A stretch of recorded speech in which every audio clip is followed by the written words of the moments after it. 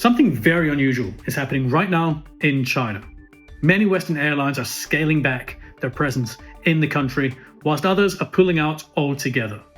1 in every 6 people lives in China, and it's got an emerging middle class. So why are so many airlines choosing to withdraw from what should be a booming market? Russia's invasion of Ukraine in February 2022 changed the global aviation landscape. Key flight routes from Europe to the Far East, including China, are severely disrupted, but not for everyone. Chinese airlines continue to overfly Russia with huge time savings, but also big benefits to the bottom line. Skift analyzed data from Flight Radar 24, showing journey times for a typical flight between Shanghai and Helsinki. Fly with Finnair between the two cities and it's more than 13 hours. Opt for China's Juneyao Airlines on the exact same route and it can be as little as 9 hours. That's a 44% difference, and in the airline business, every extra minute in the sky costs money. It can be tempting to characterize Chinese airlines as the villain in this story.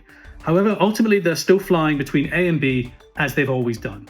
Speak to Chinese airlines and they'll tell you why should they be punished for geopolitical fallout not of their making. But this isn't just about Russian airspace. Something much bigger is going on. In July, Qantas scrapped its last remaining route to mainland China. The Sydney to Shanghai service had only been going 6 months after it was reinstated following the pandemic. Executives said getting out of China at the time was the right call, after some flights were leaving half empty. It's also affecting the United States. Despite a handful of recent route resumptions, flights between the US and China are lingering at around a quarter to a third of their pre-pandemic level. And that's all while frequencies to neighboring Asian countries have recovered to pre-COVID or even surpassing pre-COVID levels. The global aviation industry's relationship with China remains tense.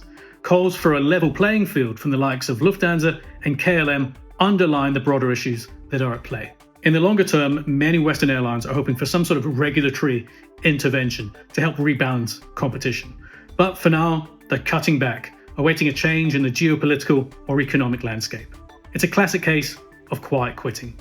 Read my full feature, Why Are Airlines Quiet Quitting China, only on Skift.